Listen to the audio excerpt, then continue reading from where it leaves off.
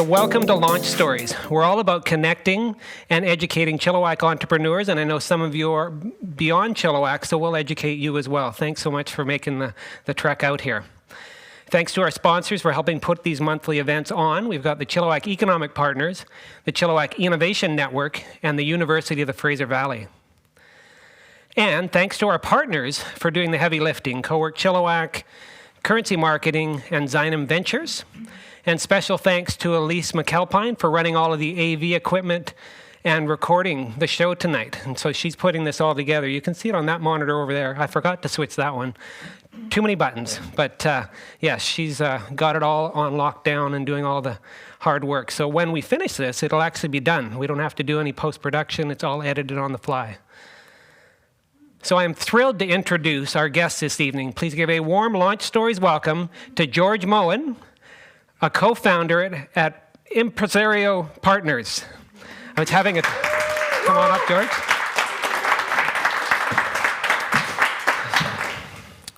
So one of the things I do with Launch Stories is, mainly for myself, pre-talk with the guests, and just to get a sense of, am I going to have to fill a lot of dead air? Am I going to just get yes or no answers? And what I came away from that was, it's going to be impossible for me to even get a word in edgewise. So our goal is to do about an hour and then Q&A, but let's get started. All right. I did some research, and you were born in Chilliwack. This probably looks familiar. I'm not exactly sure of the birthday, but I'm thinking late 50s, early 60s. August 15th, 1955. Wow, okay. I'd peg you a little younger than that. Well, it's because I dye my hair. Right, okay, fair enough. No, I don't. So, does this look familiar?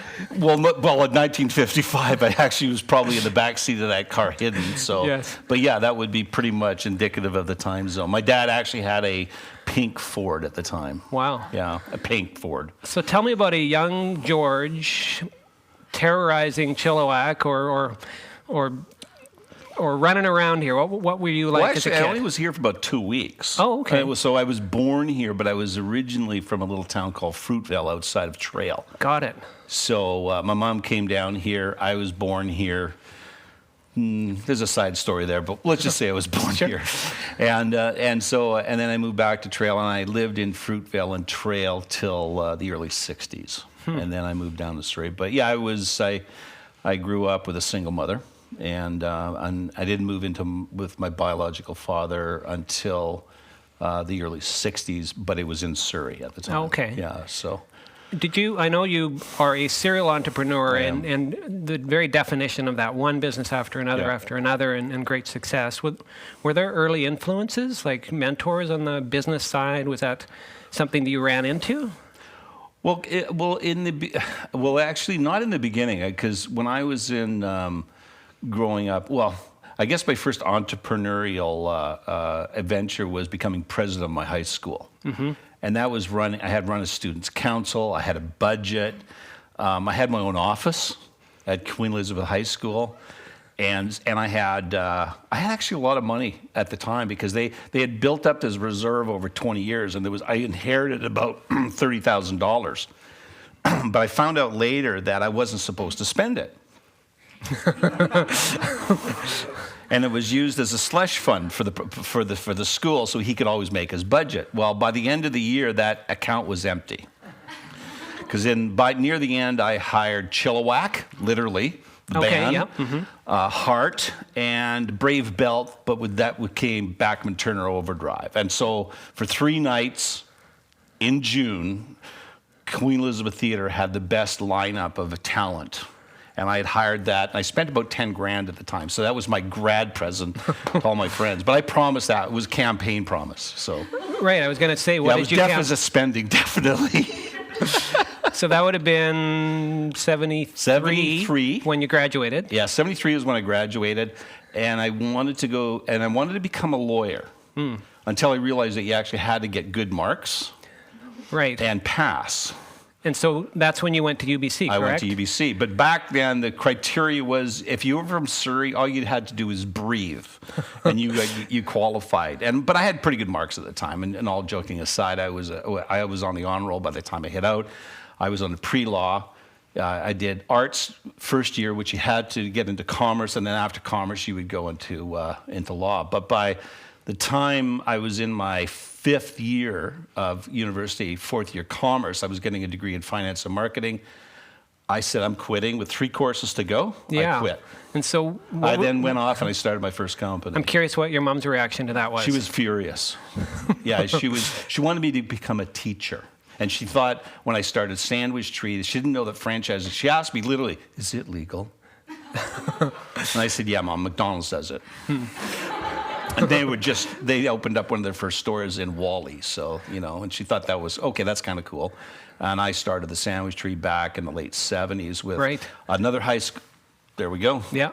I'm just going to try to keep No, up. seriously, man, where did you find that? As you can see, it's pretty hard to find a good quality one. Yeah, that was way before the internet. And interestingly enough, the idea was that we would start the Sandwich Tree and each leaf would be a sandwich. But by the time the architect told me that probably wasn't going to work, the tree was supposed to be 30 feet high and it just wouldn't fit into your average retail operation. So we adapted that. But that was my first logo. Okay, so you scooted over a few things. You founded what co-founded eventually became 100-unit store. 100-unit all franchise. From here to Nova Scotia, actually.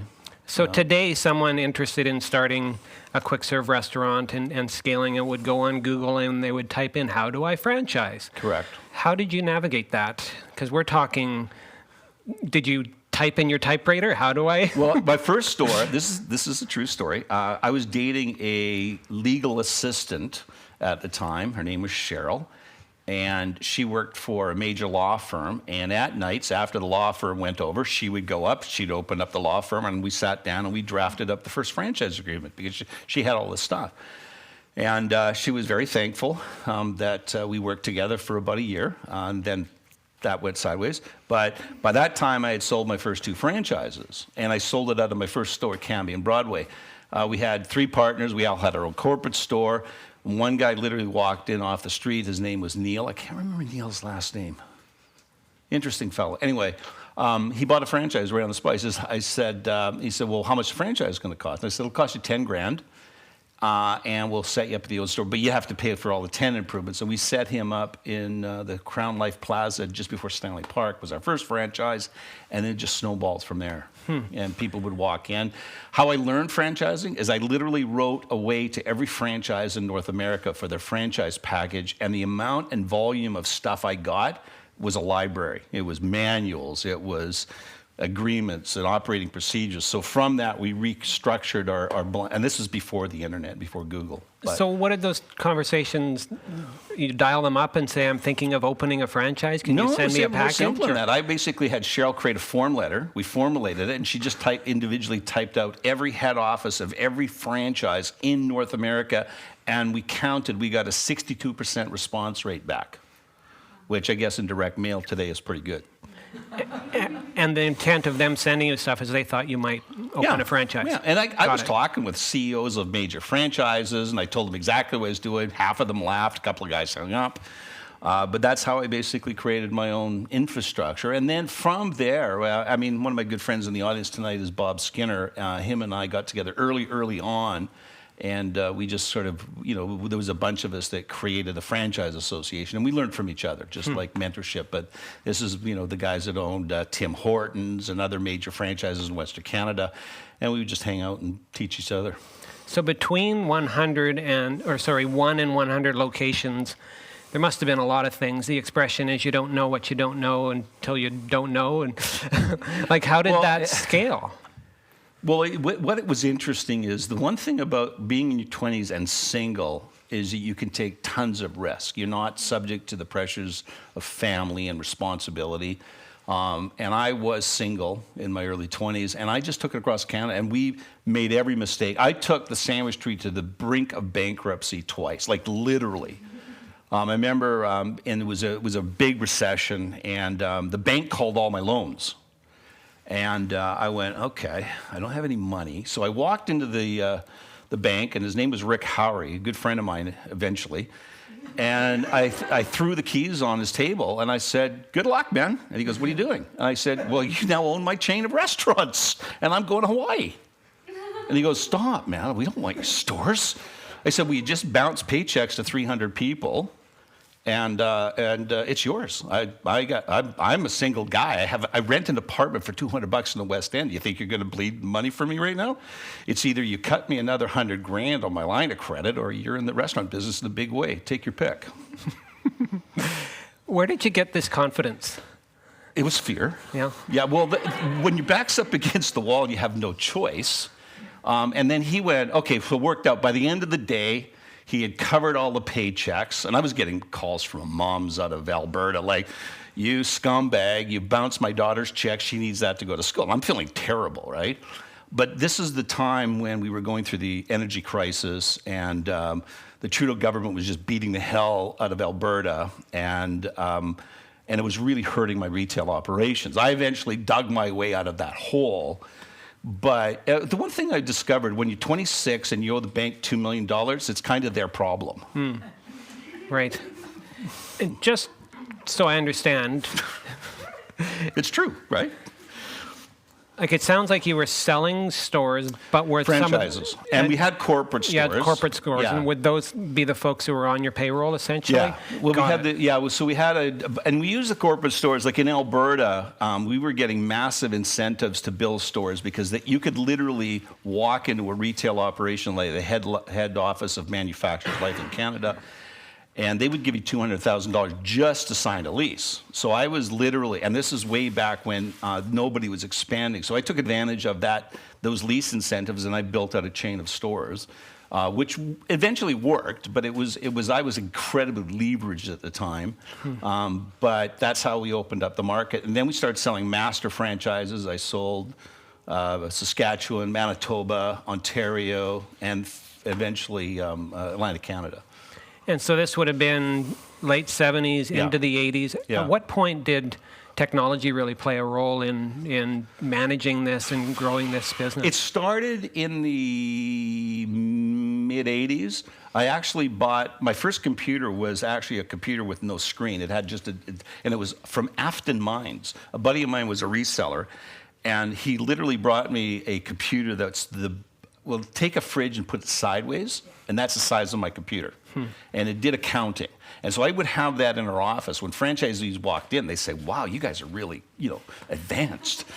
And, so we literally would run books for our franchisees. So we started adopting that, and then we started getting into different menu boards and stuff. But technology was slow during that phase. My technology run didn't happen until I was running Blends Coffee, really, in terms of the modern technology.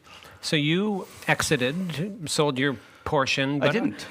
Okay. I ran Sandwich Tree for 40 years. Okay. I started it, but and they I still just exist, closed. doesn't it? The last Kind one of? closed during COVID. Okay. Like literally, that thing refused to die. And I closed my last one in Burnaby in 2021. And these were primarily small. Soup and sandwich operations, customized. It was based on a concept out of San Francisco called the Haven, and a guy brought it to Vancouver, and he opened a chain of restaurants called Honey's. And then from that, I looked at it, and it was literally you'd go down on Hornby Street in the late 70s, and that was the nightclub district. So I don't want to be offensive here, but there was different types of people from all walks of life and cultures, and Everybody professions. everybody needs a sandwich.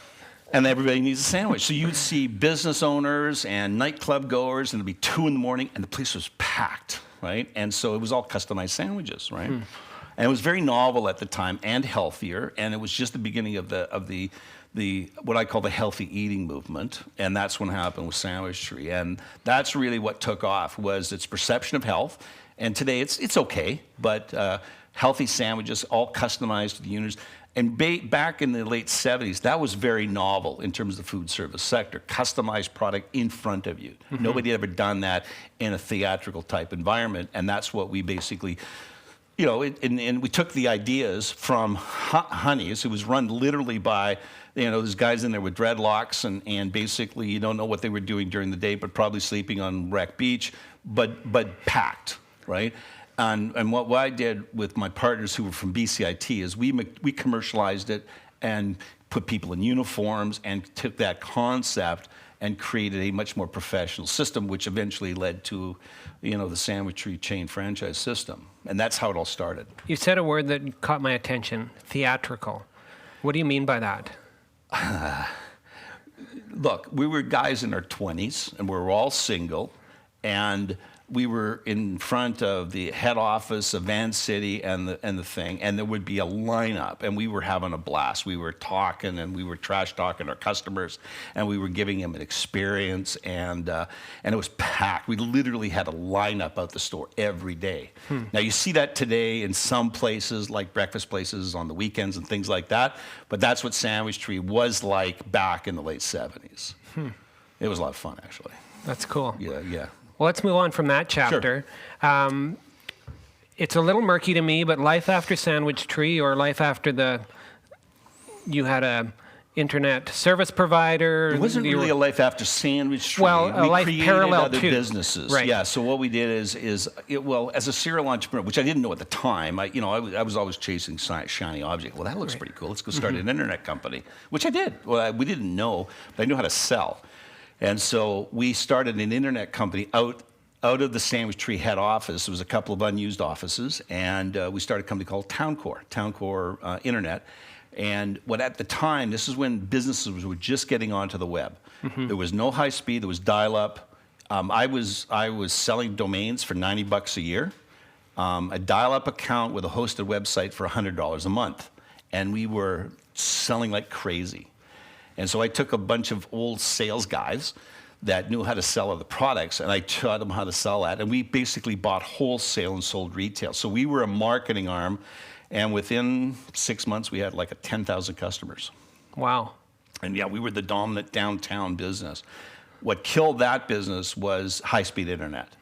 And TELUS at the time would not resell me high speed, and I knew I was going to lose my market share to high speed because that's where businesses wanted to go. So I sold all my business back to my original supplier of the dial-up, and it was Dowco, which I think eventually started out here. Yep. That was my supplier. Wow.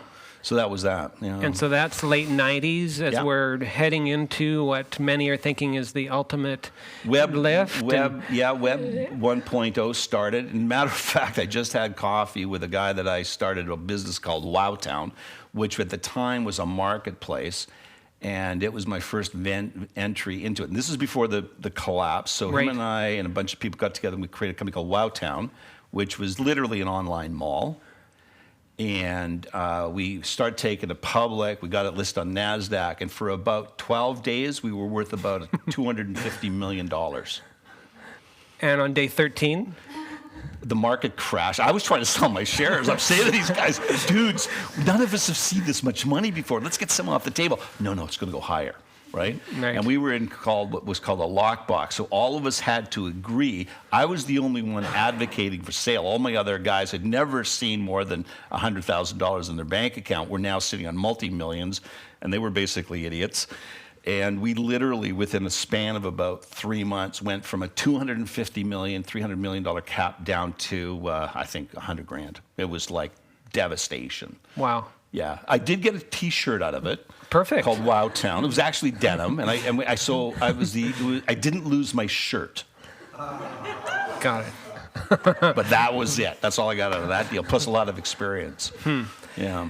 And so that must have been right around 2000 that when was it the all first crash. Got it. Yeah, that was the dot bomb. What did you do after that? I still had the Sandwich Tree. Yeah. I opened some wine bars, and that was fun. Early again, it was tapas wine bars, and so that lasted until the next crash. But I started I started a leasing company. I actually had a food distribution called P&S Wholesalers, and we sold sandwiches in every gas station from here to Nova Scotia. And we had, I think, 15,000 gas stations that we showed. But the problem is they were never making money on their food, but I was on consignment, so I'd have to take back what I didn't sell past expiry date. But the gas company started keep on wanting more and more of my margin until such time as it became non-profitable. When they control the distribution, and the one thing I learned from that experience, those who control distribution control, right? And so that business went sideways when I got squeezed out by the margins, and I literally went from 10,000 stores to nothing in a period of about 6 months. How would you describe yourself as a CEO? Are you more the visionary or like operations? Does that interest you? Have you always had a right-hand person to help with that? That's a good question.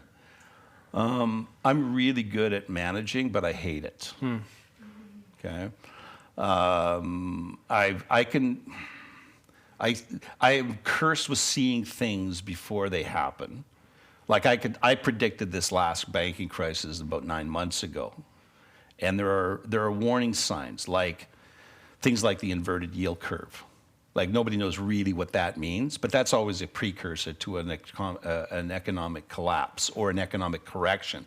So I learned over time to see changes ahead of when they need to change. Now, this came out of, in 2000, I didn't see the dot-com coming. I absolutely got decimated financially, and again, that's when I took my companies to the brink of bankruptcy. But after that, I started saying, okay, why can't you see the future in business? And in actual fact, you can. Most people don't want to believe it, but if you step out of the box and you see things that I believe are going to happen, whether they're popular or not, and most things that are going to happen are unpopular, right? Like trying to predict, and again, don't get me wrong, but I'll give an example. I knew that Trump would win the president election in 2016 when he was coming down the elevator. Not because I wanted him to win, but I saw the tea leaves of a very unhappy society that was willing to throw a bomb into Washington. So he was a byproduct of an underlying problem. And so I see those things and so when I saw what was happening last fall, I started to reposition our consulting company to go after companies that would need restructuring. In terms of that. And I'm not always right in exactly the time frame, but generally lately I've been pretty accurate predicting it. And in 2007, I was about a year and a half early, but I was in cash when that market collapsed. I bought gold, I bought TFS, I bought interest-bearing notes, and I calibrated and took advantage. And today, just recently, because of at the time of this broadcast, we're looking at an existential bank crisis. And 2 weeks ago, we saw Silicon Valley Bank, which is going to be good for investors, but not so good for tech companies because. But 2 weeks ago, they've literally lost anywhere from 60 to 70% of their capital value because they're going to have to take onboard capital at a much less environment. And those things can be seen in the marketplace. But that only comes through experience and willingness to basically hear something more than your echo chamber or your personal belief structures. It's actually happening in real time because I had planned this conversation that we're having right now about 15 minutes from now. So it's amazing. Exactly, right? You've learned from my last interview with you. So we're just going to step through a few more of George's milestones and then get into the crystal ball portion of the interview. But no, good preview. So you mentioned that you had a number of startups leading up to, I guess it would be the 2007, 2008 crisis, and then you were pulled into Blends. Yeah, that actually was, oh God. Which store is that? I don't know. It was Coffee by Donation Day, and it was, I searched by images large enough to put on a TV. I don't think I've built that store. I can tell most of the stores I built.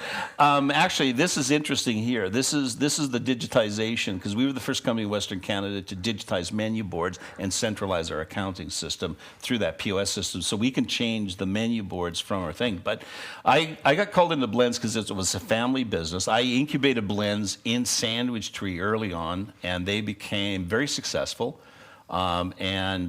Eventually, the president left, and they tapped me and said, well, why don't you run this for the next few months until we find a new president? And that lasted 6 years. That was the longest 6 months of my life. And so that was a good experience because there were some elements in that business, and the founder and the visionary was a guy named Jeff Hare, and he had come from the Second Cup, and the Second Cup actually predates Starbucks. Okay. And it was created in Toronto market. So he had an early vision, but his vision in blends was different in that he believed that tea would be the growth industry. And quite frankly, tea is replacing coffee as a primary beverage over time.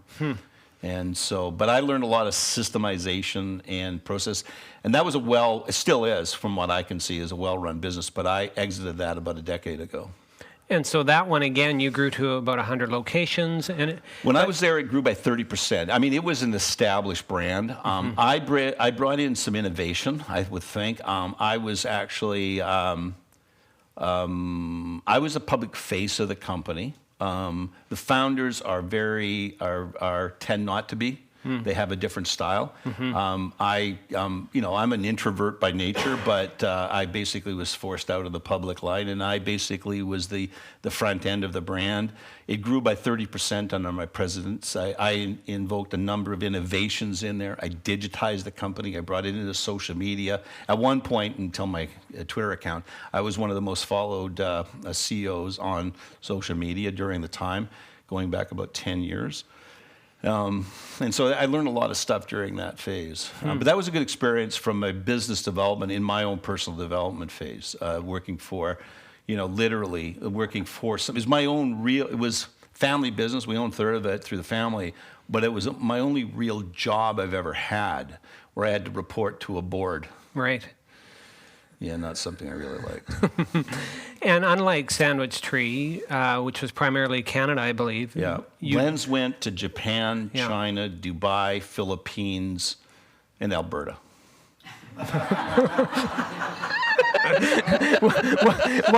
What was harder, Alberta or Dubai? Well, this is going to be permanent on the internet. Let me tell you this, that franchising was just breaking into China, a brand new business model, just been made legal. And different cultures have different ways to appreciate intellectual property. I'll leave it at that. Got it. Okay. So it's challenging, obviously. Yeah, very challenging. Japan was our best market. A Japanese franchise partner. They were a business that owned a paintbrush business for 300 years, and they became our franchisees. So it's a total different experience dealing with the Middle East.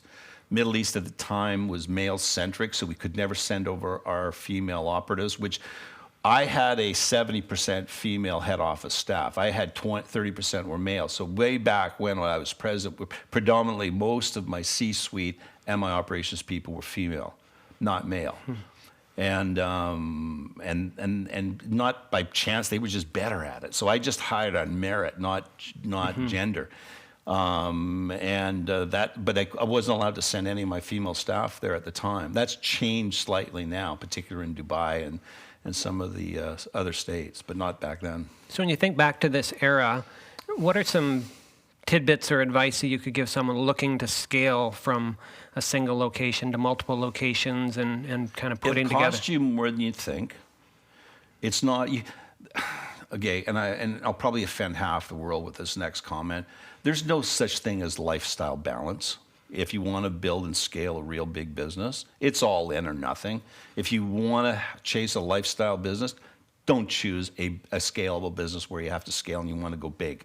It just doesn't happen, and it's a myth, right? You have to be all in. You have to be properly capitalized. That's a critical element. Travel is hard, particularly when you want to build in the Philippines and Japan. The cost of just setting up and running that process, significantly higher than you anticipate. However, the payoffs can be excellent in terms of that. But I mean, that's what I'm doing now it's easier to do what I'm doing now to scale than, let's say, a bricks and mortar business. I'm now scaling an international consulting firm, and we're actually a private equity firm with a front end consulting business. That's a lot easier today in terms of scaling it. Partly because of the way the world is technically. Zoom meetings are commonplace, whereas a few years ago I could count on one hand how many Zoom meetings I had. I had more Zoom meetings in last week than I had, all of my time on digital prior to COVID, for example. So it's easy to scale a business today, in my opinion. There's plenty that comes up when I Google George Moe, and I was thinking if there's anybody else with that name, they must not like you because you just dominate these pages. But all the bad stuff I figured out. I didn't see any bad stuff. No, actually there was, but it's pages deep because I really knew social media and SEO. No, it's fine. But one thing I know you've dabbled in and still do to this day, and a couple things came up: Rapid Time Networks. Another one was high output business networking. Yeah. Tell me about that idea and my phase. My curse. Okay. I believe that there's a better way to network. Okay. I've been first of all, let's go back to the beginning. There is no formal education on how to do networking yet in the century and previously. Everybody discounts the power of network, but networking by far is the best skill set to teach any business person, and we're supposed to learn it by ourselves. Okay. You can't get a degree in it. You can't find a course in it. You can only find it by doing, okay? And I see I've been very fortunate. I've had businesses. I've done well financially. I've done well image-wise in creating all these businesses. But I've seen over the years so many great businesses struggle. And I was meeting this morning with a female entrepreneur, great business, but she's got lots of headwinds against what she's trying to do, but no budget. But amazing what she's accomplished with the little she's had. I just think it should be just a little bit easier. Okay, and so that's been my curse. And we're now on the 5th iteration of the business model. But is that a piece of what you're doing now? Yes. Got it. So the new company is called World Referral Network. Mm-hmm. It's a step up from this one. I learned a lot in this one. I've taken the next step, but I've added better technology. And I'm about to take the next step into a bigger technology with even some of the people in this room here today. I'll put you on the spot. What's your ahead. elevator pitch for this new startup? I'm interested in investing. Hook me. Okay, fair enough. Be careful, because I'm really good at getting your money. Okay. I think you'll come from the technology, but you'll stay for the network. And what I mean by that is we've blended the right piece of technology with a hint of human action, because networking and business is really based on one very simple theme. You only do business with people you get to know, like, and trust. And the word networking has the word work in it, so it takes a little bit of work to actually build that Rolodex. And I've had the benefit of time, but the newer generations have the benefit of technology like LinkedIn, like all of the other social media, and events like today. So that's kind of where it is. And I think that your networks will determine your net worth. They always have, but all great fortunes have been built on networks, whether it's a railroad, whether it's a internet, it's all networks, even going back to Roman times, right? So that's the process. As a founder, how are you going to make money? In terms of the networking? Yeah. Through a whole series of initiatives, starting with basic membership. We are actually going to license our program now. I'm very familiar with that model. And then through affinity programs with providing access to the small business community. You see, the hardest community to access in any market, including Canada, is those stay-at-home micro businesses. There is no direct access, and everybody wants to access that market. Our network will bridge the gap between the unknown and that group, and that's, I think, where it is.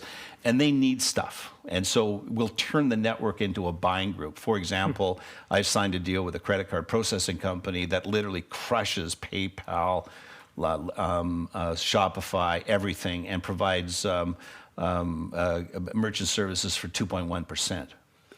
And you get your money the next day. So it sounds, if I'm trying to pigeonhole it, somewhat like a modern day Chamber of Commerce in a sense, that's not necessarily limited by geography. What it is low. So a good starting point. But really, what it is that some businesses deal locally, and some people want to build globally, and we are actually a bridge between those two markets, and we coexist with our membership with those processes.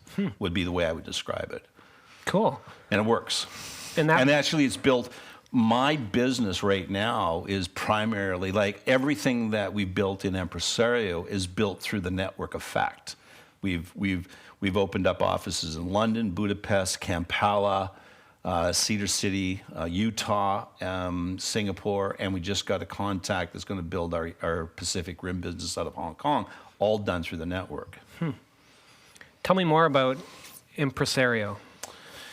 Empresario, so after I left Blends, I started a company called Kingsburton Capital that turned into Kingsburton Partners, which was co-founded by myself and my partner, Mark Wright, who's a chemical engineer, so he likes to blow stuff up.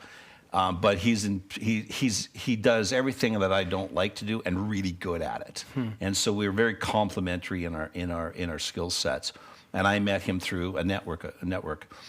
And then I was doing a lot of advising to public market companies. I helped raise some capital. I was a COO of a gold mining operation. I'd never been a public market company before. And the first deal I got into is we opened up a gold mine in Peru, which I didn't know that most people in the resource sector had never even got into revenue their entire career. And out of the gate, we got our first one. I learned a lot about the markets. I went to Europe. I raised money. I was in Zurich and Munich, and I was talking to all the capital markets. And as a side story, I actually met Sigmund Freud's great-great-grandson, who runs the Sigmund Freud Family Fund. And did you know today that in the family, there's over 60 psychiatrists with the last name Freud that came from that one guy? And they run their own fund. And he was one of our biggest investors, actually. Wow. And so I learned that. And then I ran a networking organization called The Board Meeting. And what I did was, and it was a good friend of mine, Peter Comrie out of Kelowna, and I asked him how he became so successful in networking, and he continued to move. So he'd go to a community and he'd find a person. He'd say, "Let's start a networking group, and you and I will go and we'll have a beer at the local pub, and we'll call it The Board Meeting." And then the next week, but the deal is that each week we invite a new guest each, and we get the other guys to invite new guests each. And within about 4 or 5 months, he had 60, 80 people. And I kind of like that. So we actually started a group called The Board Meeting, and that's where we met Nicholas Jeffrey, the CEO of Empresario. And he is an investment banker from London who came to Canada, and I met him at one of my networking events. And we hit it off, we liked each other, and I said, when you don't want to work for the company, because I knew the company was working with, I won't name it, I said, you're not going to last 12 months. Because I know the company, I know the owner, because I was offered your job 3 CEOs ago, and I think Joe was actually the CEO of that company at one time as well. And the story end, we became partners, and our first contract was TELUS. He landed TELUS because he had wrote the paper on how to take Vodafone into the Internet of Things. And Darren Entwistle, the CEO of TELUS, used to work for the head of CEO of Vodafone, whose name just so happened to be Nicholas Jeffrey. And that's how we got that as our first contract. So we shot out of the gate and landed one of the biggest brands in Western Canada, and that's what established the Empresario brand. And then from there, we started to onboard customers. But what we really wanted to do was build a private equity firm using a consulting arm front end. And that worked really well. So we've built up a private equity firm behind us, and that's really who's behind the Empresario brand, is we use the consulting to do due diligence on our investments per se. And that's worked out incredibly well. I mean, we've onboarded this month alone 10 clients globally that want the strategy, access to capital. And Nicholas, basically, we prepare companies to onboard capital. And many entrepreneurs today want investment, but they really aren't structured for it in many cases. They either sell too much of the company or not enough of their company. They don't know how to set in the proper capital cap table. And there's no real school for that. I mean, the US has a lot of incubators like Y Combinator. And so we're kind of a mini version of a Canadian version of Y Combinator, I would think, where we take equity in startups in many cases. But some of we've had some nice exits, and we continue to see opportunity, and it's really growing. And we're now about to onboard significant capital, and in an organized, proper fund, which I think we'll be able to start executing on in about a month. That's that company. Awesome. So anybody keeping track of how many companies that George has founded in this already? This is my attempt, this next section, to do short answers. Got it. It's called Hot Takes. This was short answers for me, by the way. I know. But you're so experienced and smart and gifted. I think that this will help impart some of that to our crowd. What do you got? So these are my hot takes. Okay. First one is, what do you look for in a founder? Not passion, coachability. And do you prefer a single founder or partners? Hard call. Co-founders. Again, depends. Co-founder is redundancy. Single partners, single founders, easier to manage because they don't have partnership problems, which tend to pop up where one founder dominates. There's always an alpha, okay, in any partnership structure, and the alpha tends to dominate, which tends to tick off the other partners. So single founder generally. And especially in technology, it's been largely male-dominated.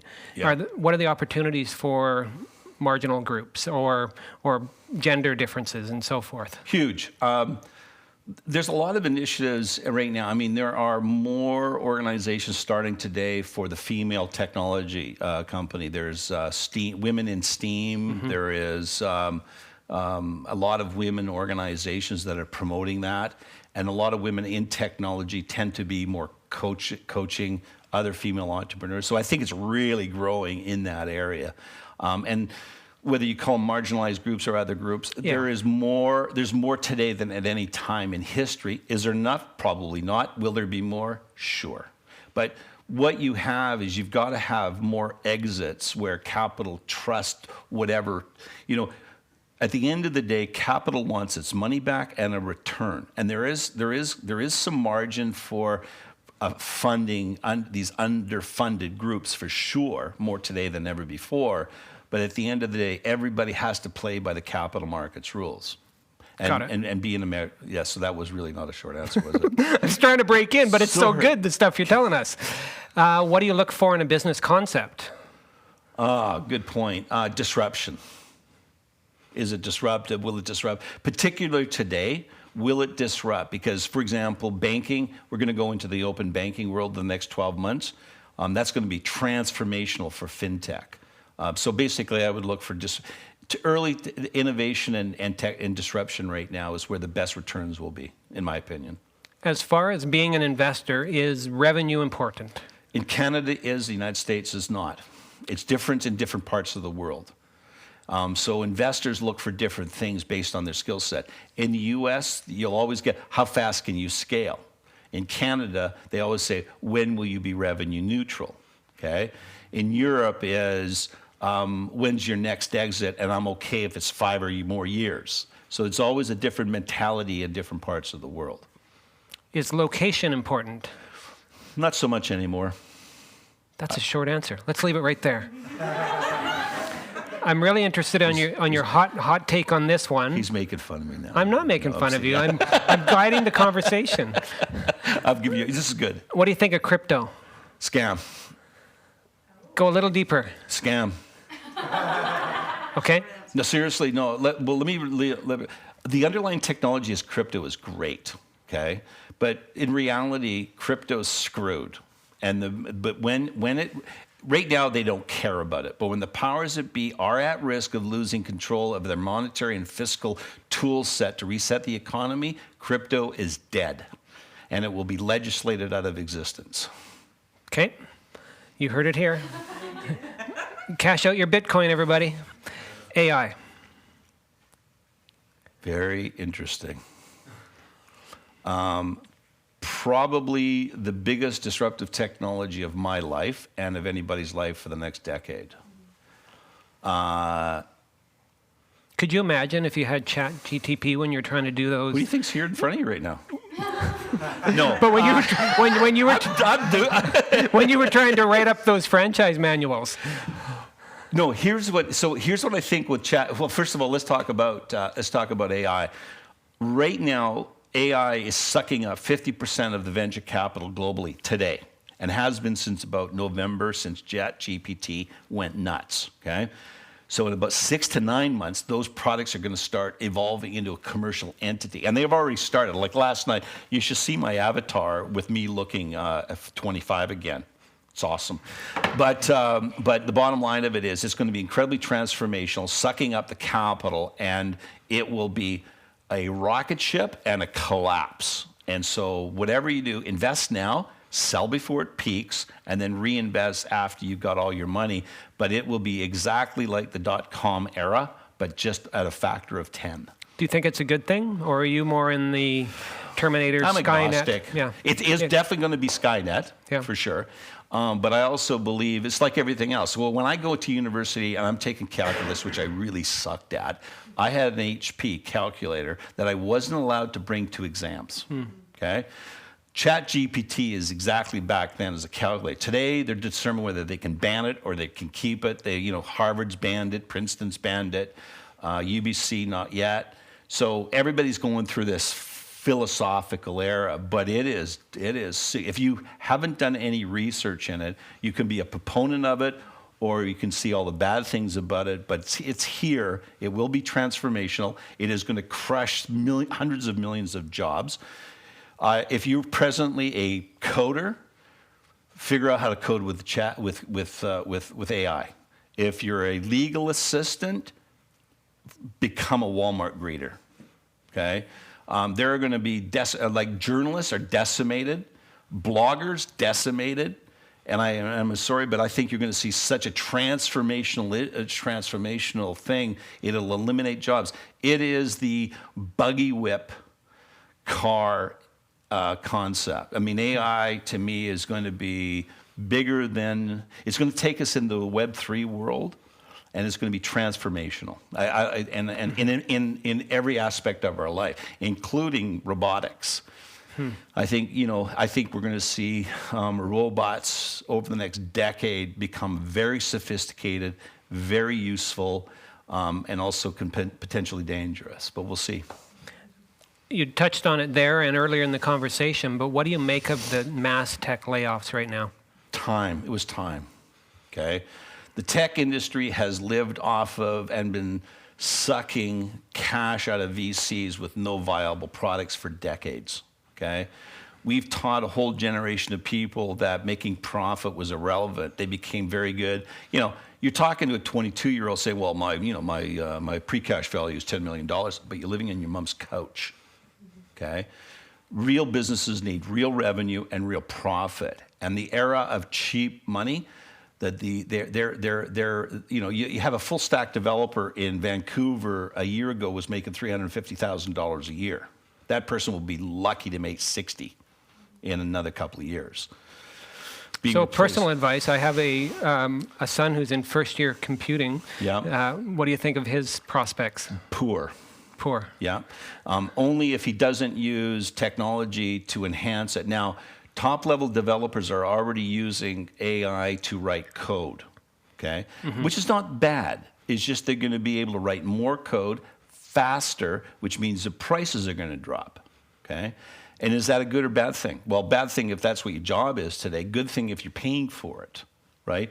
But I think But it's like anything else. I mean, there's always something better that seems to emerge from all this chaos. And so what spits out the other end? I mean, no big deal, but we go through these every 70 to 90 years. This shouldn't be a big surprise. The last time we went through this was the Industrial Revolution. And every major shift in technology puts a lot of people out of jobs, but also makes a possibility of other opportunities. And so the skill set isn't learning computers. The skill set is being flexible and pivoting. And that takes the ability to not get too tied up in what you are. If you identify as your job, I think that's a big problem, in my opinion.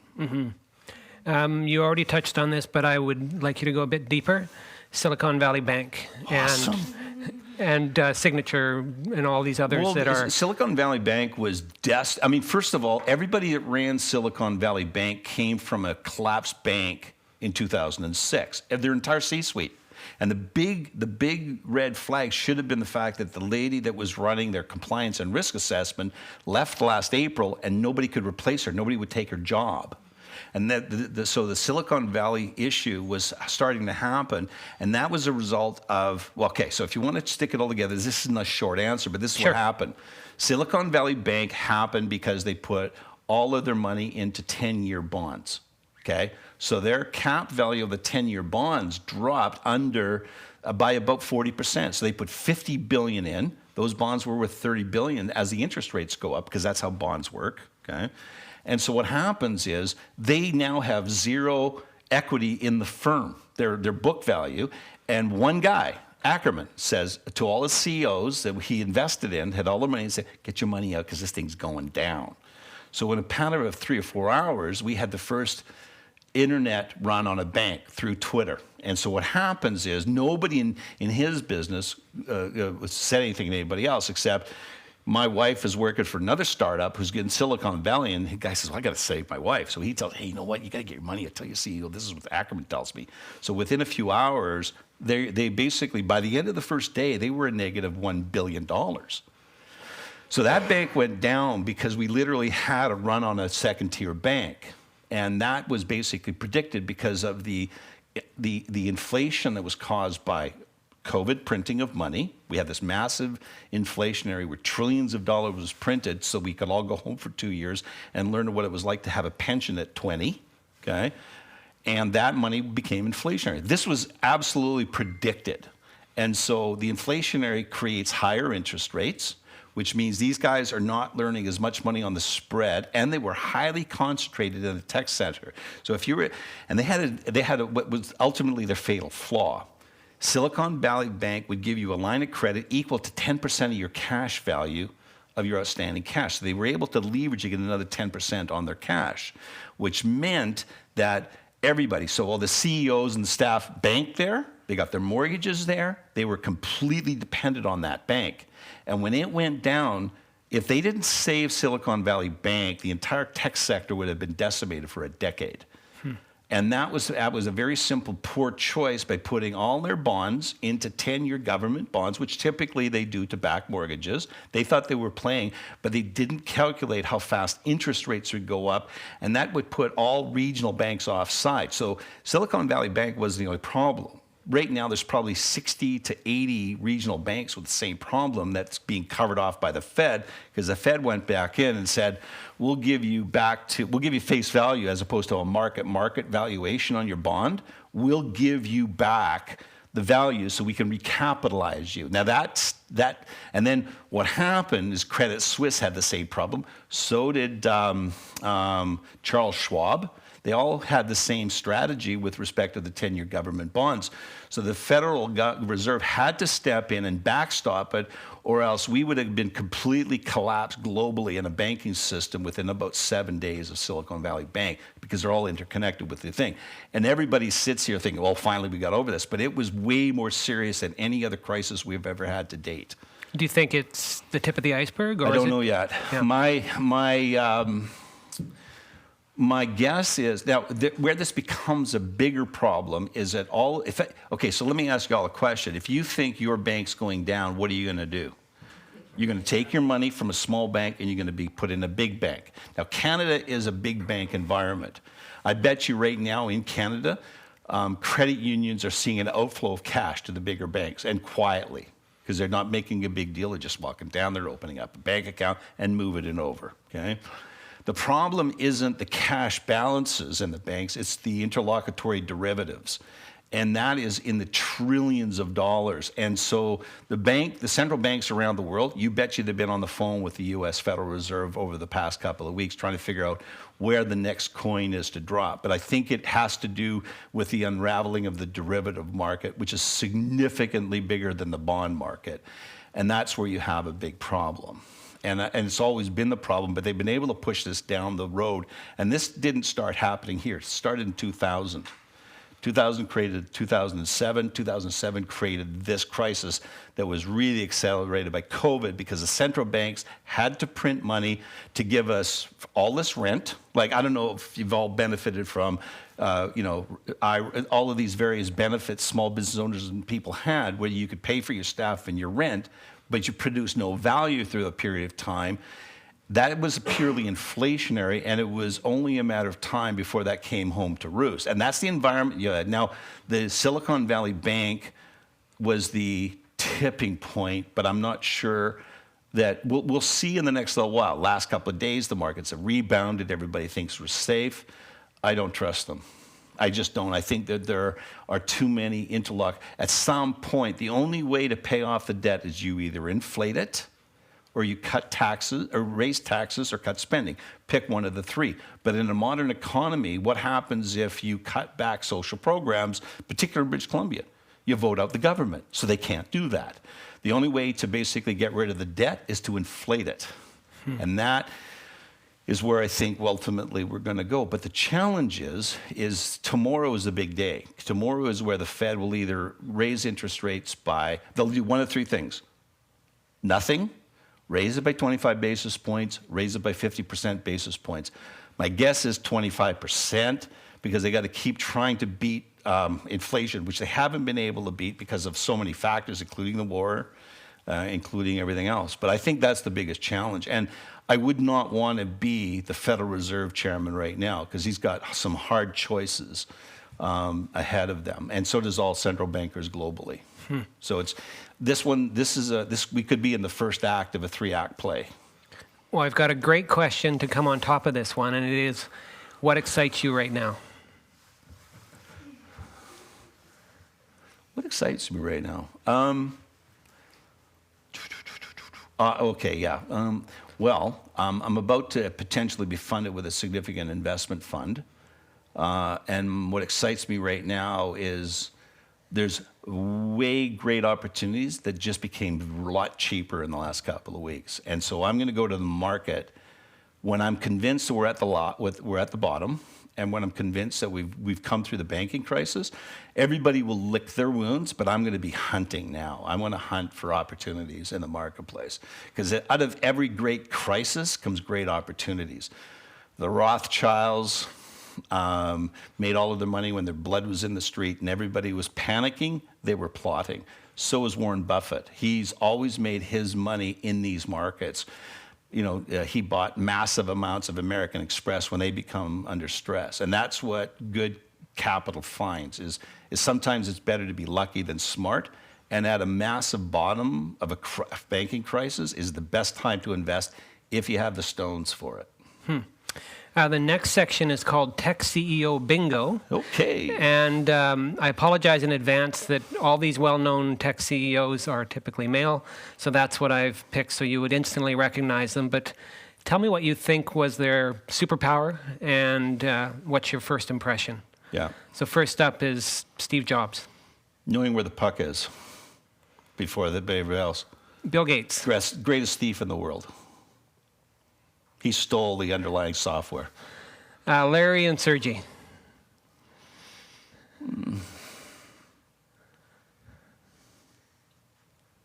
Pass. Because the answer won't be pleasant. Fair enough. Jeff Bezos. Visionary. Yeah, his desk is still is a door. And we'll end with potentially the most divisive person in the world right now, Elon Musk. Will save humanity. Fair enough. But not in his lifetime. So let's hear it for George Moen. There we go.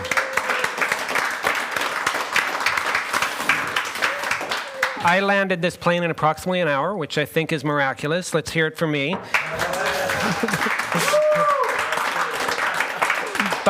But we do have time for some audience questions. Sure. Colin's always good for it. There's a mic right there, Colin, and I should have prepped you on how the heck you turn it on, but there's a little red button at the very base. If you hold that, you'll see the LED screen come to life, and you got it. So, and mostly these mics are just to capture the recording. You can definitely hear George and probably me. So, Colin? All right. Thanks so much for being here today and coming out and sharing the insights as well as the story. Really appreciate it. My question is, let's going back to AI. Yes, it's going to replace coders, but coders are going to get more efficient, but someone has to program the AI. So just wanted to explore that a little bit. Where do you see the market going for AI? Do you really believe we're about to hit the snowball effect of AI, programming AI, and the developers really become completely irrelevant in how many years? I don't think programmers will become irrelevant. I just think there'll be a lot less of them. I think what they'll do is they'll take AI and turbocharge it. It's like a blogger. Like right now, you'll write content. One person will be able to write blogs for 50 blogs, right? And it'll just get better. So I think what it'll do is the cream will always rise to the top with the new tools, and those marginal players always should be marginalized and get out of it. And capitalism is isn't the best system. It's the best system we've discovered to date. Okay. And what my comment to that would be is any marginalized producer of any person or any business should be basically given the kill switch. And COVID actually, for example, kept a whole bunch of businesses alive that should have been dead long ago. And did close the doors after all the money dried up. And I think that goes for any job, whether it's a programmer, a blogger, or anything that AI will go after. I think what will happen is humans are friction, okay? And the friction, when we have a bias to take friction out of the systems, and AI is going to take a lot of friction out of the systems and make it more productive, right? And of course, there's going to be casualties, and so poor programmers will find something else. Good programmers will learn how to do it. So that's kind of where I should have maybe qualified that decision. But it's going to happen across many industries and professions. Anybody else want the mic? Yep. Wim. Yes, Wim here. How do you structure your day, your week, your month? Lately, I'm a work in progress. I'm a flawed human that tries to do better every time. But my day starts at 4 lately. I get on my treadmill and I answer emails while I'm on my standing treadmill, which is in my home office.